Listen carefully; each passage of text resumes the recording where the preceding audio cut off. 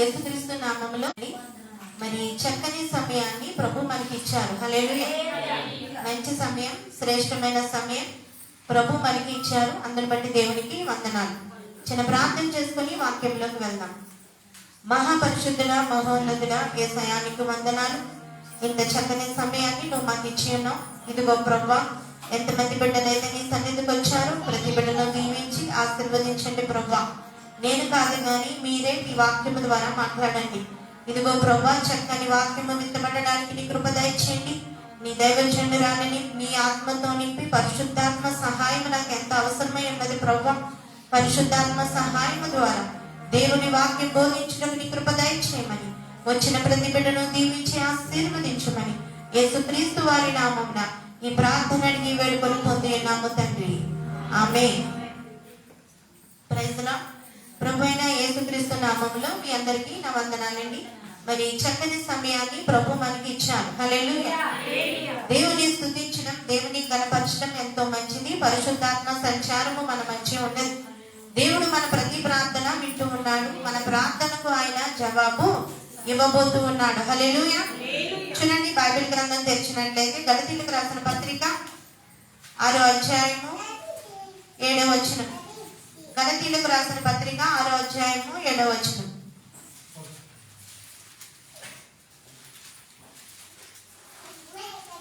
మోసపోకుడి, దేవుడు వెక్కిరింపకుడి. మనుష్యుడు ఏమి విత్తునో ఆ పంటనే కోయును. చాలా మోసపోకుడి, దేవుడు విక్రింపబడడు. మనుష్యుడు ఏమి విత్తునో ఆ పంటనే కోయును. గలతీయులకు రాసిన పత్రికల్లో అపోస్తలుడైన పౌలు గారు అంటూ ఉన్నారు, మోసపోకుడి, దేవుడు విక్రింపబడడు. హల్లెలూయా. మనము మన మాటల ద్వారా దేవుని నొప్పించవచ్చు, కానీ ప్రభు అంటున్నాడు, మోసపోకండి, దేవుడు విక్రింపబడడు. మనుషుడు ఏమి విత్తునో ఆ పంటనే కోయును. హల్లెలూయా. నువ్వు ఏమి విత్తుతావో ఆ పంటనే కోస్తావు.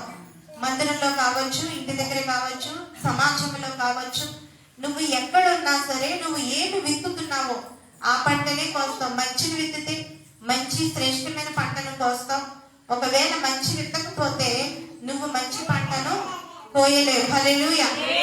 యేసుక్రీస్తు ప్రభు వారిని సొంత రక్షకునిగా అంగీకరించిన వారు శరీర సంబంధులు కాదు, ఆత్మానుసారంగా జీవించేవారు. శరీర సంబంధులు ఎప్పుడు కూడా వారు వెటకారంగా ఉంటారు. ఆత్మ సంబంధంతో ఉన్న వారు ఎప్పుడు కూడా పరిశుద్ధాత్మ నడిపింపును కలిగి ఉంటారు. హల్లెలూయా. నువ్వు దేవుని బిడ్డవి అని దేవుని యొక్క మాటను బట్టి, నీ నోటి వెంట వచ్చే ప్రతి మాటను బట్టి జనములు తెలుసుకునేలా మన ప్రవర్తన ఉండుట అది ఎంతో మంచిదని అపోస్తలుడైన పౌలు గారు అంటూ ఉన్నారు. మోసపోకండి, దేవుడు వెక్కిరింపబడడు. మనము దేవుని సన్నిధికి వచ్చి ఎన్నో వాగ్దానాలు చేస్తూ ఉంటాం. ప్రభు, నేను ఇలా ఉండాలనుకుంటున్నాను, అలా ఉండాలనుకుంటున్నాను అని అంటాం, కానీ దేవునికి నచ్చే విధంగా మనం ఉండం. నీ మాటల ద్వారా నువ్వే చెడును విత్తుతున్నావు. ఒకవేళ నువ్వు దేవుని మాటలు కనుక నువ్వు పాటించినట్లయితే నువ్వు మాట ద్వారా మంచిని విత్తిన దాని అవుతావు. ఎప్పుడైతే నువ్వు దేవుని దగ్గర ఎన్నో మాటలు అంటావు, అందులో ఏది కూడా నువ్వు చేయలేవు. నీ వీపు చూపించి వెళ్ళిపోతా ఉంటే కనుక ప్రభు అంటున్నాడు, నువ్వు మోసపోతున్నావేమో, దేవుడు వెక్కిరింపబడడు. హల్లెలూయా.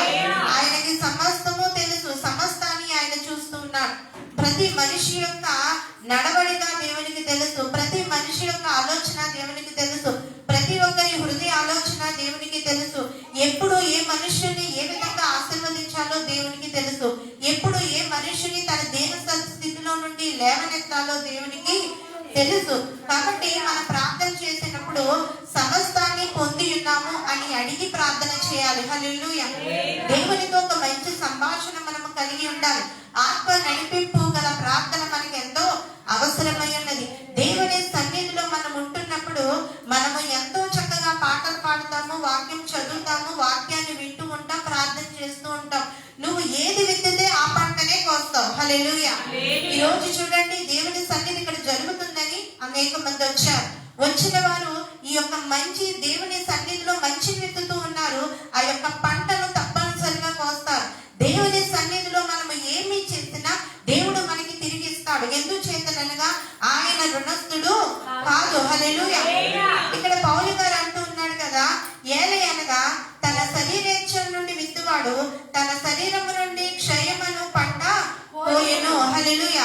శరీరేచ్ఛల నుండి విత్తువాడు అంటే శరీర కోరికలు. చూడండి, దేవుని సన్నిధికి వస్తారు కానీ శరీర కోరికలు చంపుకోలేదు చాలా మంది కదండి. హృదయం మారుతుంది, వారు నీటి బాప్తిసం పొందకపోయినా ఆ శరీరేచ్ఛల నుండి బయటికి రాలేకపోతూ ఉన్నారు. కొంతమందికి క్రికెట్ పిచ్చి, కొంతమందికి సినిమా పిచ్చి, కొంతమందికి పార్కులు వెళ్ళడం పిచ్చి, కొంతమందికి ఇంకో రకమైన పిచ్చి.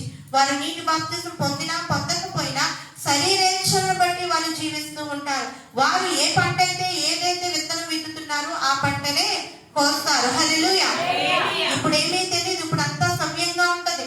దేవుని రాకడ సమయంలో, దేవుని తీర్పు వెలువడే సమయంలో మన యొక్క ప్రతి తప్పులు కూడా ఒక పిక్చర్ కింద దేవుడు మనకి చూపిస్తాడు. అప్పుడు మనం అంటే అయ్యో ప్రభా తెలియక చేస్తాం. అయితే నీ దైవజనులు నీకు చెప్పారు కదా, నువ్వు తెలియక చేస్తే నువ్వు ఎందుకు సరి చేసుకోలేదు అని దేవుడు అడుగుతాడు. నీ దైవజనులు నీకు చెప్పారు కదా, వాక్యం ద్వారా నేను నీతో మాట్లాడాను కదా, నువ్వెందుకు సరి చేసుకోలేదు మరి నీ ప్రవర్తన అని దేవుడు మనలను అడుగుతాడు. అందుకే దైవజనులు ఎప్పుడు కూడా హెచ్చరించేవాడిగా ఉండాలి. దైవజనులు ఎప్పుడు ఏది చెప్పినా సరే మీ మంచికే చెప్తారు. మీరు మారాలని, మీరు పరిశుద్ధంగా ఉండాలని, మీ నడవడిక బాగుండాలని దైవజనులు దేవుని మాటను వెల్లడిపరుస్తూ ఉంటారు. హల్లెలూయా. కాబట్టి శరీరేచ్ఛలను మనలో ఉంచుకోకూడదు. శరీరానుసారంగా జీవిస్తే కనుక మన జీవితానికి ఏ లాభము లేదు. హల్లెలూయా. దేవుని బిడ్డలుగా మనము జీవించాలి. దేవుని బిడ్డలుగా మనము ఎంతో సంతోషంగా ఉంటాం. దేవుడు మన జీవితంలో ఎన్నో గొప్ప కార్యములను చేస్తూ ఉంటాడు. హల్లెలూయా. ఆత్మను బట్టి విత్తువాడు ఆత్మ నుండి నిత్య జీవము పండపోయెను. చాలమ్మా. ఆత్మను బట్టి విత్తువాడు ఆత్మ నుండి నిత్య జీవమును పంట కోయెను. ఆత్మను బట్టి విత్తువాడు ఆత్మ ఫలములు కోస్తాడు. హల్లెలూయా. చూడండి, మన ఆత్మ ఎంతగానో దేవుని పట్ల ఆసక్తి కలిగి ఉండాలి. మనం ఆత్మ ప్రేరేపణ గల వారం అయితే మనము పెందలకడ దేవుని సన్నిధికి వచ్చేవారిగా ఉంటాం. మనలో ఆత్మ ప్రేరేపణ ఉన్నప్పుడు దేవుడు చేసిన ఏ కార్యాలు కూడా మనము మరిచిపోము. దేవుడు చేసిన అద్భుత కార్యాలు, ఆశ్చర్య కార్యములు ఎప్పటికప్పుడు మనము తలంచుకుంటూ ఉంటాం. దేవుడు లేకపోతే మనము లేవు. మన ప్రభు మాట్లాడే దేవుడు అండి. ఆయన మాట్లాడే దేవుడు. ఆయన మనల్ని రక్షిస్తాడు. దేవుడు మనల్ని కాపాడుతాడు. ఎప్పటికప్పుడు దేవుడు మనకి సహాయం చేస్తూ ఉంటాడు. మన కన్నులెత్తి ఏ కొండను చూసినా అది మనకి సహాయం చేయదు. కొండల తట్టు మన కన్నులెత్తితే మనకి సహాయం దొరకదు. కానీ దేవుని వైపు చూసినప్పుడు దేవుడు మనకి ఎంతో సహాయము చేస్తాడు. హల్లెలూయా. ప్రభు మాట్లాడుతూ ఉన్నాడు. ఆయన అంటున్నాడు, శరీరేచ్ఛలను బట్టి నువ్వు జీవించొద్దు. ఎందుచేతనగా నీ శరీరేచ్ఛను బట్టి నువ్వు జీవిస్తే నీవు నాకు దూరం అవుతావు అంటున్నాడు ఆయన. శరీరేచ్ఛను బట్టి ఇదిగో నా భర్త సంతోషంగా ఉంటే చాలు నా వల్ల, నా భార్య సంతోషంగా ఉంటే చాలు నా వల్ల, నా పిల్లలు సంతోషంగా ఉంటే చాలు, నేను దేవునికి దూరం అయిపోవడమే నా బిడ్డలకు సంతోషమే, అలాగే సాంటి. అప్పుడు మనం ఏమవుతామంటే ఆ యొక్క నరకమనే పంటను కోస్తాం. హల్లెలూయా. ఎప్పుడైతే దేవుని బిడ్డగా ఉన్నావో నీవు దేవుని సంతోషాన్ని మనం చూడాలి. దేవుడికి మన జీవితం మెచ్చాలి. దేవుని యొక్క సన్నిధిలో మనము ముందుకు సాగేవారిగా ఉంటే ఏం తక్కువ చేస్తాడండి ఆయన. మనకి ఏం కొదువులు ఉంటాయి, దేవుడు అన్ని ఇస్తాడు. దేవుడు సమృద్ధిగా మనల్ని నింపుతాడు. దేవుడు ఫలభరితమైన జీవితాన్ని మనకి ఇస్తాడు. చూడండి, హెబ్రీయులకు రాసిన పత్రిక 2వ అధ్యాయము 3వ వచనం. హెబ్రీయులకు రాసిన పత్రిక 2వ అధ్యాయము 3వ వచనం. ఇంత గొప్ప రక్షణ మనము నిర్లక్ష్యం చేసిన ఎడల ఎలాగ తప్పించుకుందుము? చాలమ్మా. అపోస్తలుడైన పౌలు గారు అంటూ ఉన్నారు, ఎంత గొప్ప రక్షణను మనము నిర్లక్ష్యము చేసిన ఎడల ఎలాగో తప్పించుకుందుము. హల్లెలూయా.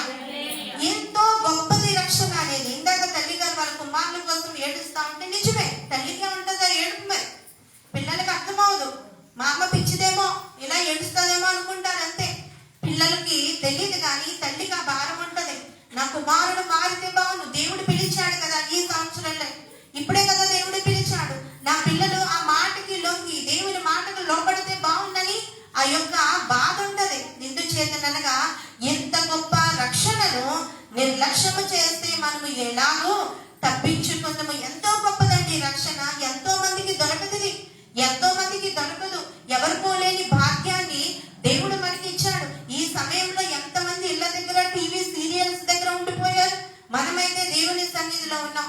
ఇది ఎంతో గొప్ప రక్షణ. ఈ రక్షణ ఇచ్చింది ఎవరంటే స్వయంగా యేసుక్రీస్తు ప్రభు వారే ఈ రక్షణను మనకి ఇచ్చారు. హల్లెలూయా. మనం ఏమైనా పెద్ద గొప్పవారమా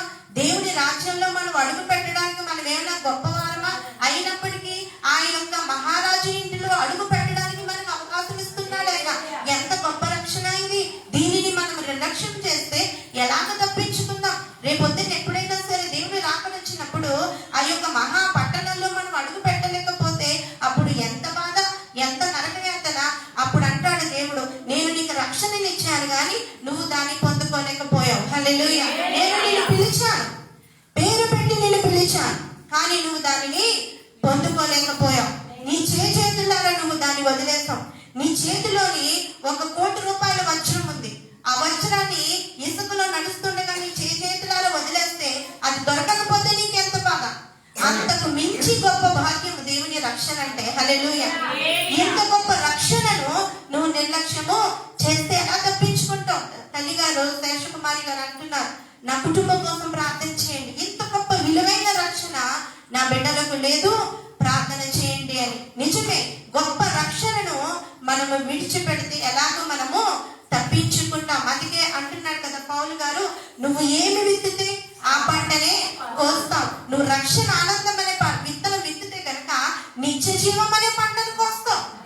ఒకవేళ కనుక నువ్వు కనుక ఆ పంటను వేయకపోతే నరకం అనే పంటను నీవు కోస్తావు. హల్లెలూయా. ఏదైనా మన చేతుల్లో ఉంది. ఒక రైతుకు సమృద్ధి అయిన పంట వస్తే ఎంత సంతోషం, ఎంత ఆనందము. అలాంటి పంట కావాలని ఎదురు చూస్తాడు. అంతేగాని చెడిపోయిన పంట, వర్షానికి మునిగిపోయిన పంట, ఎందుకు పనికిరాని పంట రైతుకు ఇష్టపడతాడా? ఇష్టపడడు. ప్రభు నీ చేతుల్లో పెట్టాడు నీ రక్షణ. హల్లెలూయా. నువ్వు అంగీకరిస్తావా? చేతులారా వజ్రాన్ని వదిలినట్లుగా వదిలేస్తావా? ఏదైనా సరే నీ చేతుల్లోనే దేవుడు దానిని పెట్టాడు. హల్లెలూయా. ఇంత గొప్ప రక్షణను నిర్లక్ష్యం చేస్తే మనము ఎలాగో తప్పించుకుంటాం. తప్పించుకునే మార్గం ఇంకా లేదు. యేసుక్రీస్తు ప్రభు వారు అన్నారు, నేనే మార్గము, నేనే సత్యము, నేనే జీవము అన్నారు. ఆయన మార్గంలోకి వెళ్ళడం తప్ప వేరే దారి లేదు. ఒకవేళ నువ్వు వెళ్ళకపోతే నీవు ఈ యొక్క బాధల నుండి ఎలా తప్పించుకుంటావు? ఎలా తప్పించుకుంటావు? ఇశ్రాయేలు ప్రజల్ని ఐగుప్తు దేశముల నుండి బానిసత్వము నుంచి బయటికి రప్పించటకు 10 తెగుళ్లను యేసు తండ్రి అని యెహోవా దేవుడు అనుమతించాడు. అనుమతించినప్పుడు ఆ తెగుళ్ళ చేత ఐగుప్తీయులు హింసింపబడ్డారు, బాధింపబడ్డారు. ఎంతగానో పాముల ద్వారా, కప్పల ద్వారా, మిడతల ద్వారా, భయంకరమైన తెగుళ్ళ ద్వారా, ఆ యొక్క నీరంతా రక్తముగా మారిపోవడం ద్వారా భయంకరమైన రోగాలు, 10 తెగుళ్ళ చేత వారు ఎంతగానో బాధింపబడ్డారు ఐగుప్తీయులు. అయితే దేవుని ప్రజలైన ఇశ్రాయేలీయులకు ఏ తెగులు రాలేదు. ఎందుచేతనగా అక్కడ దేవుడు వారికి తోడుగా ఉన్నాడు. ఇటువైపు ఐగుప్తీయులు, వారిలోనే ఇశ్రాయేలీయుల ప్రజలు ఉన్నప్పటికీ ఐగుప్తీయులకు తెగుళ్ళు వచ్చాయి, కానీ ఇశ్రాయేలీయుల ప్రజలను దేవుడు కాపాడాడు. గొప్ప రక్షణ నీ చేతుల్లో పెట్టాడు. మిగతా ప్రజలందరినీ కూడా లోంచి నిన్ను ప్రత్యేకపరిచి నిన్ను తన స్వజనముగా దేవుడు చేసుకోవడానికి సంతోషిస్తూ ఉన్నాడు. హల్లెలూయా. సత్య నీటి బాప్తిజం కార్యక్రమం బిడ్డ అంది, ఉపవాసం ఉండి ప్రార్థన చేస్తున్నాను. నాకు ఎంత సంతోషమైందో. నిజమే, ఆయన ఇచ్చిన రక్షణను పొందుకోవడానికి సిద్ధపడడం అది ఎంతో గొప్ప ధన్యత. ఈ మాటలు మీకు ఎక్కకపోవచ్చు, కానీ దేవుని బిడ్డగా చెప్తున్నాను, ఈ మందిరంలో దేవుడు ఎన్నో గొప్ప కార్యాలు చేశాడు. మరి అవన్నీ జరిగాయి కదండి, అన్నీ జరిగాయి. దేవుడు ఏది అడిగితే అది ఇచ్చాడు, ఏది అడిగితే అది ఇచ్చాడు. అలాగే రక్షణ కూడా నిర్లక్ష్యం చేయొద్దని ప్రభు మిమ్మల్ని హెచ్చరిస్తూ ఉన్నాడు. హల్లెలూయా. ఈ సంవత్సర అంతంలో దేవుడు మనతో మాట్లాడుతూ ఉన్నాడు. ఇంత గొప్ప రక్షణను నువ్వు నిర్లక్ష్యం చేస్తే ఎలాగో తప్పించుకుంటావు. హల్లెలూయా. ఏదైనా చిన్న తెగులు వస్తేనే నువ్వు వెళ్ళిపోతావు, ఏదైనా చిన్న వ్యాధి వస్తేనే నువ్వు వెళ్ళిపోతావు, మన వంట వండేటప్పుడు మంట కొంచెం పెద్దగా వస్తేనే నువ్వు వెళ్ళిపోతావు. అలాంటిది నిత్యము మండుతున్న అగ్నిగుండంలో నీ శరీరం వెళ్ళిపోతే ఎలా నువ్వు తప్పించుకోగలవు? ఎవరు నీకు చెయ్యందిస్తారు? ఎలా నువ్వు ఆ అగ్నిగుండం నుంచి బయటికి రాగలుగుతావు? ఏ విధంగా నువ్వు ఉండగలుగుతావు? చాలా భయంకరమైనది కదా. ఒక పూజారి గారు యేసుక్రీస్తు ప్రభు వారిని నమ్ముకుంటే స్వర్గము, అక్కడ దేవుని రాజ్యం ఉంది అని ఎవరో చెప్తే ఆ పూజారి గారు ప్రార్థన చేయడం మొదలు పెట్టారట. వేములవాడ గ్రామంలో జరిగింది. ప్రార్థన చేయడం మొదలు పెట్టారట. ప్రార్థన చేయడం మొదలు పెడుతుంటే ఈ లోపల పెద్ద వర్షం వచ్చిందట. పెద్ద వర్షం వస్తే ఆ పూజారి గారు నడుచుకుంటూ వెళ్ళి ఒక చర్చ్ ఉంటే ఆ చర్చ్ బయట ఒక చెట్టు ఉంటే ఆ చెట్టు నీడన ఆ పూజారి గారు ప్రార్థన చేసుకుంటున్నారు. ఈ లోపల ఒక దేవత వచ్చి అన్నదంట, ఏ పూజారి నీకేమైనా మతి లేదా? నుంచోక చర్చి ముందే నుంచోవాలా? ప్రభు గొప్పవాడు, ఆయన నన్ను దహించి వేస్తాడేమో, ఇక్కడి నుంచి నడువు అందరు. అప్పుడు ఆ పూజారి గారు, అదేంటి నువ్వే దేవుడు అని కొలుస్తున్నావే, నువ్వు ఇలా అంటావేంటి? దేవుని సన్నిధి ముందు ఇతను దేవుడు గొప్పవాడు అంటావేంటి? మరి నిన్ను కొలుస్తున్నామంటే ఆ వారంతా వెళ్లి జనము నరక లోకానికి ప్రయాణం అవడానికి నా వెంట వస్తున్నారు అందట. హల్లెలూయా. ఆ పూజారి గారు మాగారు. వేములవాడలో గొప్ప సాక్ష్యం ఉంది ఆయనది, గొప్ప సాక్ష్యం ఉంది ఆయనది. ఆయన మారి యేసుక్రీస్తు సువార్తను ప్రకటించడము మొదలు పెట్టారు. హల్లెలూయా. ప్రభు గొప్పవాడండి, ఆయన శక్తివంతుడు. ఆయనను రుచి చూస్తే ఎవ్వరు విడిచిపెట్టరు, ఆయన రుచి చూస్తే ఎవరు విడిచిపెట్టరు. ఆయన గొప్పవాడు. ఇదే రక్షణ సమయము, నేనే సిద్ధపాటు. ఇంత గొప్ప రక్షణను నువ్వు నిర్లక్ష్యం చేస్తే ఎలా తప్పించుకుంటావు? ఇదే ప్రశ్న ఈ రోజు నిన్ను అడుగుతున్నాడు ఆయన. ఎలా తప్పించుకుంటావు?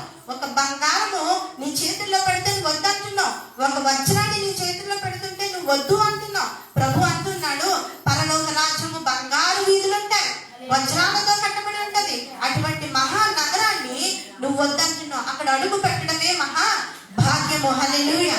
అది కావాలనుకున్న వారు ఎంతో గొప్ప ధన్యత. ప్రభు మీకు సమయాన్ని ఇస్తూ ఉన్నాడు. ఇంకా కొద్ది రోజులే మిమ్మల్ని ప్రభు పిలిచాడు. ఈ సంవత్సరంలో పిలిచిన వారు సిద్ధపడాలి. ఎందుచేతనగా ఇంకా కొద్ది రోజులే ఉంది. ఈ కొద్ది రోజుల్లో ఆయన ఇచ్చిన ఆహ్వానాన్ని మన్నిస్తే దేవుడు తన రాజ్యంలో మనను చేర్చుకుంటాడు. హల్లెలూయా. రెండవదిగా హెబ్రీయులకు రాసిన పత్రిక 3వ అధ్యాయము 15వ వచనం చదువుదాం. నేడు అనబడు సమయం ఉండగానే ప్రతి దినము ఒకరినొకడు బుద్ధి చెప్పుకొనుడి. హల్లెలూయా. హెబ్రీయులకు రాసిన పత్రిక 3వ అధ్యాయము 15వ వచనంలో నేడు అనబడు సమయం ఉండగానే, హల్లెలూయా, దృఢ విశ్వాసం కలిగి ఉండాలి. నేడు అనబడు సమయం ఉండగానే ప్రతి దినము ఒకరినొకడు బుద్ధి చెప్పుకొనుడి. హల్లెలూయా.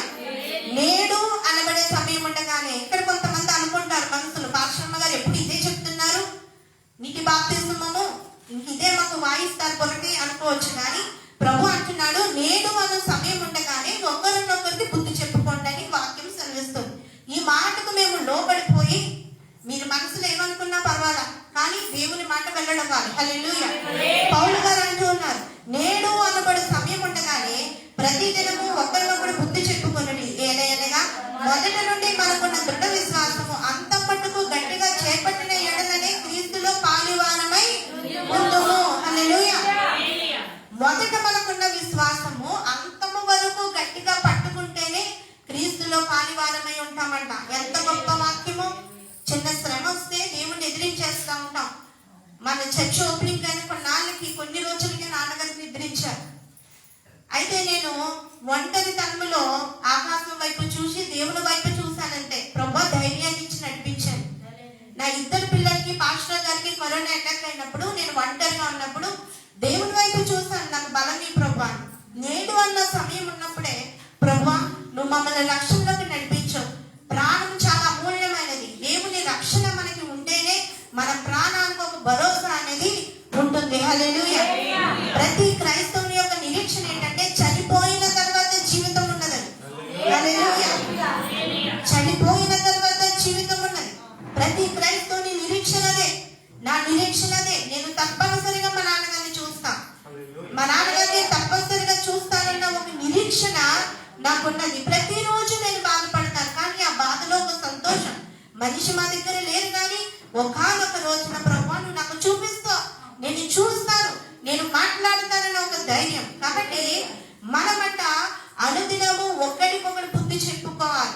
అంతే తప్ప ఎంతసేపు ఆశీర్వాదం, ఎంతసేపు దీవెన, నీ కొట్లలో ధాన్యం సమృద్ధి, నీ గానులలో క్రొత్త ద్రాక్షారసము, ఇవన్నీ ఇస్తాడు ఆయన. అయితే ఇవన్నీ ఈ లోకంలో ఉంటాయి. నిత్య జీవం కావాలి కదా, పరలోకం కావాలి కదా. అది కావాలంటే నేడు అనే సమయం ఉండగానే నువ్వు రక్షణ పొందాలని దేవుని వాక్యము సెలవిస్తుంది. నేడు అనబడి సమయం ఉండగానే ప్రతి దినము ఒకరినొకరు బుద్ధి చెప్పుకుని, ఏనగా మొదటి నుండి మనకున్న దృఢ విశ్వాసము అంతం మట్టుకు గట్టిగా పట్టుకోవాలి. హల్లెలూయా. ఒక బైక్ కొన్నామనో, ఒక కారు కొన్నామో, లేదంటే బిడ్డలు పుట్టారనో యేసు ప్రభువుని పొగిడేయడం, దాని తర్వాత ప్రభువుని విడిచిపెట్టడం కాదు. నువ్వు ఏమి విత్తుతావో ఆ పంటనే కోస్తావు. హల్లెలూయా. నీవు నీ విశ్వాసాన్ని గట్టిగా పట్టుకోవాలి. దేవా నాకు ఈ మేలు చేస్తావు, దేవానికి నాకు ఈ అద్భుతాన్ని చేస్తావు. అయ్యా ఎందుకు చేస్తావో చెప్పనా, నేనంటే నీకు ఇష్టం ప్రభా, నన్ను ప్రేమిస్తున్నావు ప్రభా, నేనంటే నీకు ఎంతో ప్రేమ, నాకెన్నో ఇచ్చావు ప్రభా, నాకెన్నో ఇచ్చావు ప్రభా. నువ్వు లేకపోతే నేను లేను ప్రభా, నువ్వు నాకు సహాయం చేస్తావు ప్రభా. నువ్వు ఎంత బిజీ రాకూడదు. దేవుని సన్నిధికి నువ్వు సమయాన్ని ఇవ్వాలి. ప్రభు సన్నిధిలో నువ్వు కనబడాలి. ఎందుచేతనగా ఆయన నిన్ను చూస్తూ ఉన్నాడు. హల్లెలూయా. నువ్వు ఆశీర్వాదం పొందిన తర్వాత ఎలా ఉన్నావు, పొందకపోయినప్పుడు ఎలా ఉన్నావు, నీ విశ్వాస జీవితం ఎలా ఉందో దేవుడు నిన్ను చూస్తూ ఉన్నాడు. హల్లెలూయా. కాబట్టి మనము అంతము వరకు మన దృఢ విశ్వాసము గట్టిగా పట్టుకోవాలి. హల్లెలూయా. మొదటిగా నీ రక్షణను నిర్లక్ష్యం చేయకూడదు. రెండవదిగా దృఢ విశ్వాసము కలిగి ఉండాలి. మూడవదిగా దారి తొలగిపోకూడదు. హెబ్రీయులకు రాసిన పత్రిక 6వ అధ్యాయము 6వ వచనం. హెబ్రీయులకు రాసిన పత్రిక 6వ అధ్యాయం. సంబంధమైన శక్తులు ప్రభావమును దేవుని వాక్యమును రాబోవు యుగ సంబంధమైన శక్తులు ప్రభావమును అందించిన దేవుని దివ్య వాక్యమును రాబోవు యుగ సంబంధమైన శక్తుల ప్రభావం అనుభవించిన తరువాత, హల్లెలూయా, దేవుని దివ్య వాక్యమును చూడండి. దేవుని దివ్య వాక్యమును మనం విన్నాం. వినండమ్మా. దేవుని దివ్య వాక్యమును మనము విన్నాం. విన్న వాక్యాన్ని, రుచి చూసిన వాక్యాన్ని మర్చిపోకూడదు. హల్లెలూయా. మర్చిపోయి మనము దారి తొలగి పోకూడదు. నువ్వు దారి తొలగిపోతూ నీ కుటుంబాన్ని కూడా తప్పించేస్తున్నావు. ఆయన అందుకే ప్రభు మొదటి వాక్యం, ఏమి విత్తుతావో ఆ పంటనే కోస్తావు. దేవునికి వ్యతిరేకంగా వెళ్తే కనుక మంచి పంటనేమి కోయవు. దేవుని వ్యతిరేకంగా వెళితే నీ ఆశీర్వాదాలన్నీ ఆగిపోతాయి, నీ దీవెనలన్నీ ఆగిపోతాయి. దేవునికి వ్యతిరేకంగా రూపింపబడిన ఏ ఆయుధము వర్ధిల్లదు. హల్లెలూయా. దేవుడు అంటే భయభక్తులు కలిగిన ఒక వ్యక్తి ఉన్నాడు, మాకు తెలిసిన అతను దేవుడు అంటే చాలా ఇష్టం. దేవుడు చేసిన అద్భుతాలు ఎన్నో పొందుకున్నాడు. అయితే ఒకానొక మాట అనేసాడు, ఏమనంటే దేవుడు కనుక నా జీవితంలో ఈ కార్యం చేయకపోతే దేవుడు కాడు అన్నాడు. దానివల్ల ప్రయోజనం ఏముంది? అతను ఆ మాటలు విత్తేశాడు కదా, ఆ పంటలే వస్తాడు. హల్లెలూయా. ఏదైతే నువ్వు అంటున్నావో ఆ పంటనే కోస్తావు. మాట జాగ్రత్త అంటాడు ఆయన. హల్లెలూయా. చూడండి, కొంతమంది దైవజనుల దగ్గర నటిస్తారు, ఇంటికి వెళ్ళాక యుద్ధాలు జరిగిపోతాయి. అలాంటి వాళ్ళు లేరంటారా? ఉన్నారు కదా. నువ్వు ఏదైతే విత్తావో ఆ పంటనే కోస్తావు. హల్లెలూయా. అప్పుడు దైవజనులకి తెలియక ప్రార్థన చేస్తూ ఉంటారు, ప్రార్థన చేస్తూ ఉంటారు, ఎంతగానో ప్రార్థన చేస్తూ ఎంతో ప్రేమిస్తారు. కానీ దైవజనులను తిట్టుకునే వాళ్ళు లేరంటారా? ఏమి విత్తుతావో ఆ పంటనే కోస్తావు. హల్లెలూయా. నువ్వు దేవుని మాట విని దేవునికి లోపడితే మంచి పంటను కోస్తావు. నీకు బిడ్డలు ఇచ్చిన దేవుడు, నీకు మంచి మంచి ఇల్లులు ఇచ్చిన దేవుడు, నీకు చక్కని కాళ్ళు బైకులు ఇచ్చిన దేవుడు, నీ కుటుంబాన్ని ఇంకా సమృద్ధిగా ఉంచడా? ఎందుకు దేవుని బిడ్డలా మారలేకపోతున్నావు? హల్లెలూయా.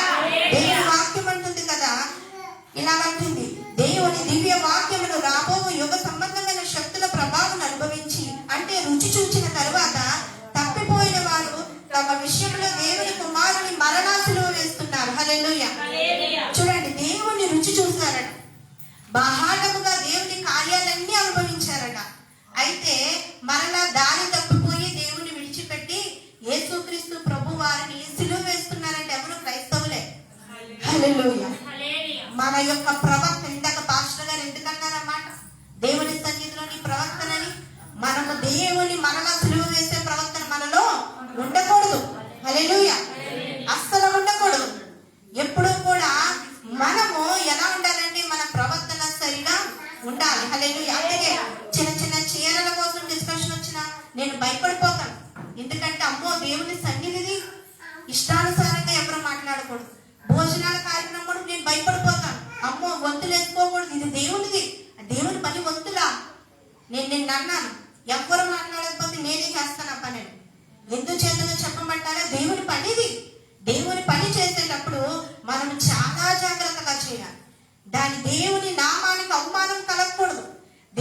దేవుని పని పట్ల విసుకుండకూడదు, సనకూడదు. ఎందుచేతనగా దేవుని నామాన్ని అవమానపరిస్తే ఏమి విత్తుతావో ఆ పంటనే కోస్తాం. హల్లెలూయా. ఏమి విత్తావో, ఒకవేళ నువ్వు దేవుని పనికి సనిగితే ఆయన నిన్ను చూసి సనుగుతాడు. నిన్ను చూసి ఆయన సనిగితే ఇంక మనకి బ్రతికే లేదు. దేవుడు సనిగితే మనకి బ్రతుకుందా? మనకి బ్రతికే లేదు. హల్లెలూయా. కాబట్టి దేవుని నామమును రుచి చూసి దేవుని కార్యములను పొందుకొని దేవునికి గొప్ప సాక్షిగా ఉండకుండా దేవునికి ఎదురు తిరిగితే ఆయనను మరణాలు సిలువ వేసినట్లే. హల్లెలూయా. ఎవరో యూదులు సిలువ వేశారు ఆయన్ని, కానీ ఈనాడు మన మాటల ద్వారా, మన ప్రవర్తన ద్వారా నీవే దేవుని సిలువ వేసినట్టు లెక్క. హల్లెలూయా. ఒక దైవజనుడు ఏడుస్తూ ఉన్నాడు. మా నాన్నగారే చాలా ఏడ్చేవారు. నేను ఏడుస్తుంటే ఎందుకు ఈ డాడీ ఏడుస్తున్నావు అలాగంటే, ఒక కుటుంబము తప్పుపోయిన స్థితిలో ఉంటే వారికి రక్షణ సువార్త ప్రకటించాను నేను. రక్షణ సువార్త ప్రకటించిన తర్వాత వారు దేవుని సన్నిధిలో కొనసాగి వేరే విశ్వాసం మీద కోపంతో వీళ్ళు గుడి మానేశారు. గుడి మానేస్తే మా నాన్నగారు ఎంత ఏడ్చారంటే, మేము ఒకనొక సమయంలో హార్ట్ అటాక్ ఏదైనా వచ్చేస్తుందేమో మా నాన్నగారికి భయపడ్డాం. అంతగా ఏడ్చేవారు, చాలా ఏడ్చేవారు. అలా ఏడుస్తా ఉంటే మేము అన్నాం, ఎందుకు నువ్వు ఏడుస్తావు డాడీ అంటే, అప్పుడు అన్నారు, ఎంత కష్టపడి కన్నానో ఆ బిడ్డని నీకేం తెలుసు అన్నారు మా నాన్నగారు. ఎంత కష్టపడ్డానో తెలుసా నీకు? నేను వాళ్ళ నుంచి ఏది ఆశించలేదు, నమ్మకంగా దేవుని సన్నిధిలో ఉండండి అని చెప్పాను. వారు ఏదో అనుకుని దేవుని సన్నిధి మానేయడం ఎంత తప్పు. దైవజనుని గుణపాత పొడిచినట్టు. హల్లెలూయా. ఎంతో బాధపడిపోయారు. ఎంతో ఆ యొక్క బాధలోంచి మా నాన్నగారు కోలుకోవడానికి చాలా సమయం పట్టింది. అందుకే చెప్తున్నాను, ఏమి విత్తుతువో ఆ పంటనే కోస్తావు. దైవజనుడు ఏడిస్తే శ్రమ, దైవజనుడు బాధపడితే శ్రమ, నచ్చినట్టు ఇష్టానుసారంగా మాట్లాడితే శ్రమ. హల్లెలూయా. కాబట్టి దేవుని వాక్యాన్ని నువ్వు రుచి చూసావు. రుచి చూసిన తర్వాత మరలా నువ్వు దానిని తిరస్కరించి దేవునికి వ్యతిరేకమైన పనులు చేయకూడదు. హల్లెలూయా. దేవునికి వ్యతిరేకమైన పనులు చేస్తే దేవుడు మనల్ని అయినాడు మెచ్చుకోడు. దేవునికి వ్యతిరేకమైన పనులు మన జీవితంలో జరగకూడదు. హల్లెలూయా. చూడండి, ఇంకోటి, తెలిసి పాపంలో కొనసాగకూడదు. హెబ్రీయులకు రాసిన పత్రిక 10వ అధ్యాయము 26వ వచనం. హెబ్రీయులకు రాసిన పత్రిక 10వ అధ్యాయము 26వ వచనం.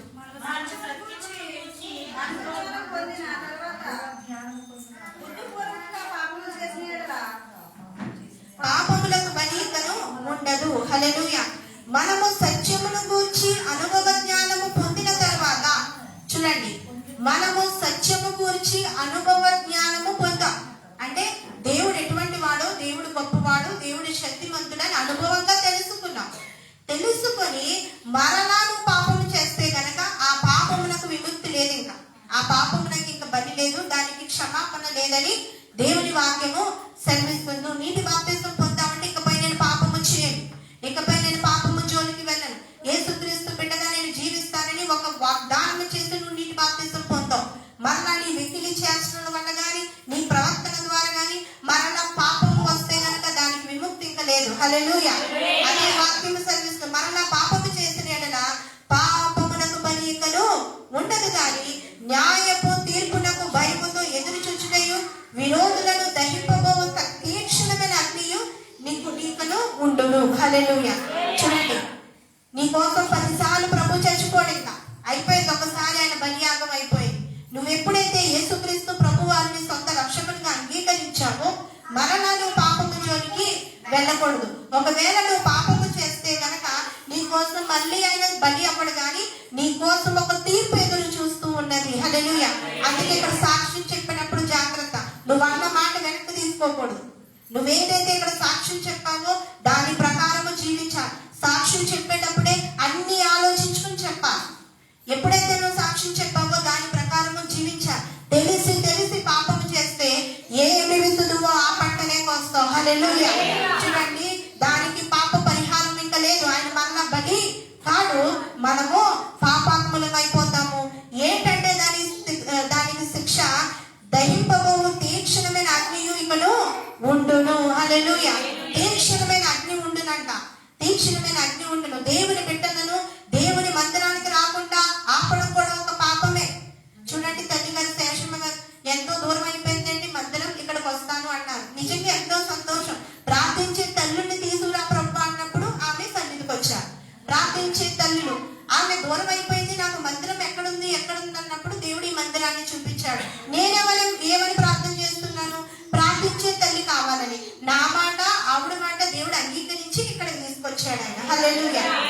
ఈమె కంటే ముందు ఇంకో తల్లి గారు వచ్చారు. అయితే దేవుడు నాకు ఆవిడని చూపించలేదు. నేనేం చెప్పానంటే ఆవిడతో, నువ్వు ఏ సన్నిధికి వెళ్తున్నావో అక్కడికి వెళ్ళిపో అన్నాను. ఎందుకు చెప్పానంటే నాకు దేవుడు చూపించలా. ఈవిడైతే ఆమెకి చూపించాడు, నాకు దేవుడు చూపించాడు. హల్లెలూయా. కాబట్టి దేవుని సంకల్పం ఉన్నప్పుడు ఎక్కడెక్కడ వాళ్ళనో దేవుడు ఇక్కడ కలుపుతాడు, ఎక్కడెక్కడ వాళ్ళనో చేస్తాడు. హల్లెలూయా. కాబట్టి పరిశుద్ధ ప్రార్థనా మందిరంలో నాటబడిన నీవు ఇంకా వెనక్కి తిరిగి చూడకు. ఎందుచేతనక దేవుని సంకల్పం ద్వారానే నువ్వు ఈ మందిరానికి వచ్చావు. దేవుని పిలుపు ద్వారానే నువ్వు ఈ మందిరానికి వచ్చావు. దేవుని మాట ద్వారానే నువ్వు ఈ మందిరానికి వచ్చావు. దేవుడు ఇక్కడ నేను ఆశీర్వదించబోతూ ఉన్నాడు. సంగమా వినుమా, ఏమి విత్తుదువో ఆ పంటనే కోస్తావు. హల్లెలూయా. ఈ రోజు వాక్యాంశం అది. మొదటిగా నీ రక్షణను నిర్లక్ష్యము చేయదు. ఎవరు ఎన్ని అడ్డులు ఆటంకాలు పెట్టినా నీ రక్షణను నువ్వు నిర్లక్ష్యం చేయకు. రెండవదిగా దృఢ విశ్వాసం కలిగి ఉండు. నీ విశ్వాసాన్ని ఎప్పుడు కూడా దృఢంగా చేసుకో. మూడవదిగా దారి తొలగిపోకూడదు. దేవుని మార్గంలో ఉన్న నీవు వేరే మార్గానికి నువ్వు వెళ్ళకూడదు. నాలుగవదిగా తెలిసి పాపంలో కొనసాగకూడదు. తెలిసి పాపంలో నీవు కొనసాగితే నీ కోసం అగ్నిగుండం రెడీగా ఉన్నది. తెలిసి పాపంలో కొనసాగకూడదు. ఐదవదిగా దేవుడు వెల్లడించిన సత్యాన్ని నిరాకరించకూడదు. హల్లెలూయా. ఆ మాట కూడా చూద్దాం. హెబ్రీయులకు రాసిన పత్రిక 12వ అధ్యాయము 25వ వచనం. మీకు బుద్ధి నిరాకరింపకుండునట్లు చూచుకొనుడి. మీకు బుద్ధి చెప్పుచున్న వారిని నిరాకరింపకుండునట్లు చూచుకొనుడి. హల్లెలూయా. ఎవరు బుద్ధి చెప్తున్నారు? ఎవరు బుద్ధి చెప్తున్నారు? దేవుడే బుద్ధి చెప్తున్నాడు. దేవుడు మీకు బుద్ధి చెప్తున్న వారిని మీరు నిరాకరించకుండా చూసుకోవాలి. హల్లెలూయా. దేవుడు చెప్పిన మాటని మీరు నిరాకరించకూడదు. వారు మీకు మీద నుండి బుద్ధి చెప్పిన వారు నిరాకరించినప్పుడు తప్పించుకొనకపోయినాడు. నేను పరలోకం నుండి బుద్ధి చెప్పుచున్న వారిని విసర్జించి మనము తప్పించుకొని పోవడం మరి నిశ్చయము కదా. హల్లెలూయా. దేవుడు మీకు బుద్ధి చెబుతూ ఉండగా దేవుని మీరు నిరాకరించకూడదు. హల్లెలూయా. దేవుని మాట నిరాకరించకూడదు. దైవజనులు చెప్తున్న మాటను వింటున్నట్టుగానే ఉండి మీరు లేనిపోని మాటలు ఇంటి దగ్గర మాట్లాడకూడదు. ఏమి విత్తుదువో ఆ పంటనే కోస్తావు. హల్లెలూయా. రాజుగారు రాజ్యంలో ఉండి దేవుని ప్రజల మీద ఎన్నో పట్టణాలు పండుతూ ఉండేవారట. ఆ దేవుని ప్రజల పైన యుద్ధం చేసి చంపేద్దామని. అయితే ఎలీషా అన్న ప్రవక్త ఇక్కడ ఉన్నాడు అనుకోండి, ఆ రాజ్యంలో రాజుగారి ఆలోచనలన్నీ కూడా ఈ ప్రవక్త తెలిసిపోయాయి. దేవుడు అంటే ఆత్మనిచ్చేవాడట. అప్పుడు ఎలీషా ఏం చేసేవాడు? పలానా రాజు నీ మీదకి వస్తున్నాడు, నువ్వు జాగ్రత్త పడని ఇశ్రాయేలు రాజులు చెప్తూ ఉండేవాడు. ఆ విధంగా దైవ దాసులతో దేవుడు ఉంటూ ఉంటాడు. హల్లెలూయా. దేవుడు ఎప్పుడు కూడా మాట్లాడుతూ ఉంటాడు. దేవుడు ఎప్పుడు కూడా కాపాడుతూ ఉంటాడు. దేవుడు ఎప్పుడు కూడా సమృద్ధి ఇస్తూ ఉంటాడు. హల్లెలూయా. కాబట్టి మీకు బుద్ధి చెప్పుచున్న వారిని మీరు తృణీకరించవద్దు. దేవుడే మనకి బుద్ధి చెప్తున్నాడు. ఇంకా భక్తి చేయమని, ఇంకా ప్రార్థన చేయమని, ఇంకా వాక్యం చదవమని దేవుడే మనకి బుద్ధి చెప్తున్నాడు. ఎంత గొప్ప రక్షణ మనం నిర్లక్ష్యం చేయకుండా దేవుని బిడ్డలుగా మారుదాం. సంగమా జాగ్రత్తగా వినుమా, ఏమి విత్తుతే ఆ పంటనే కోస్తాం. దేవుని సన్నిధిలో వాక్యము విత్తుదాం, నిత్య జీవం అనే పంటను కోద్దాం. కళ్ళు మూసుకోండి, ప్రార్థన చేద్దాం. మహాపరిశుద్ధుడా, మహోన్నతుడా, యేసయ్యా నీకు వందనాలు. ఇంత చక్కని సమయం నువ్వు మాకు ఇచ్చి ఉన్నావు ప్రభువా. నిజమే, ఏమి విత్తుదువో ఆ పంటనే కోద్దామని నీ వాక్యము ద్వారా ఇదిగో ప్రభా, మంచిని విత్తితే నిత్య జీవం అనే పంటను మేము కోయినట్లుగా నీ ఆశీర్వాదము, నీ దీవెన, నీ సమృద్ధి మాకు దయచేయండి. నీ కృపలో మమ్మల్ని భద్రపరచండి ప్రభా. వచ్చిన ప్రతి బిడ్డను దీవించండి. ఏ బిడ్డకి అవసరం ఉన్నప్పటికీ మీరు తీర్చండి ప్రభా. నీ కృపలో భద్రపరచమని అడుగుతూ ఉన్నాను. సంఘాన్ని ఆశీర్వదించండి. ఇంత గొప్ప రక్షణను నిర్లక్ష్యం చేయొద్దని నీ వాక్యం సెలవిస్తుంది. దృఢ విశ్వాసం కలిగి ఉండాలని నీ వాక్యం సెలవిస్తుంది. దారి తొలగిపోకుండా ఉండాలని నీ వాక్యం సెలవిస్తుందయ్యా. తెలిసి పాపంలో కొనసాగవద్దని నీ వాక్యం సెలవిస్తుంది. ఇదిగో నాయన ప్రభువా, దేవుడు వెల్లడించిన సత్యాన్ని నిరాకరించకూడదని నీ వాక్యం సెలవిస్తుంది ప్రభువా. అయ్యా నాయన, విశ్వాస విషయంలో భ్రష్టత్వము, నమ్మక ద్రోహము, దేవుడు వెల్లడి చేసిన సత్యానికి లోబడుతున్నామని చెప్పి తరువాత దాన్ని పూర్తిగా నిరాకరించి దానిని వీపు చూపి దూరం తొలగిపోవడం చాలా తప్పని నీ వాక్యం సెలవిస్తుందయ్యా. ఏమి విత్తుదువో ఆ పంటనే కోయిదు అని నీ వాక్యం సెలవిస్తుంది. మేము నాయన మంచిని విత్తుటకు, సమృద్ధి అనే పంటను కోయడానికి నీ కృప దయచేయండి. రక్షణను విత్తుటకు, నిత్య జీవం అనే పంటను కోయటకు నాయన ప్రభువా, అయ్యా నాయన నీ యొక్క నెల గొప్ప కార్యము జరిగించండి. దైవజనుడు విత్తిన వాక్యాన్ని ప్రతి ఒక్క హృదయములో ఫలించడి ఆశీర్వాదంగా ఉండడానికి నీ కృప దయచేయండి. వచ్చిన సంఘాన్ని, సంఘ బిడ్డలను దీవించి ఆశీర్వదించమని యేసుక్రీస్తు వారి నామమున ఈ ప్రార్థన అడిగి వేడుకొని పొంది ఉన్నాము తండ్రి. ఆమేన్.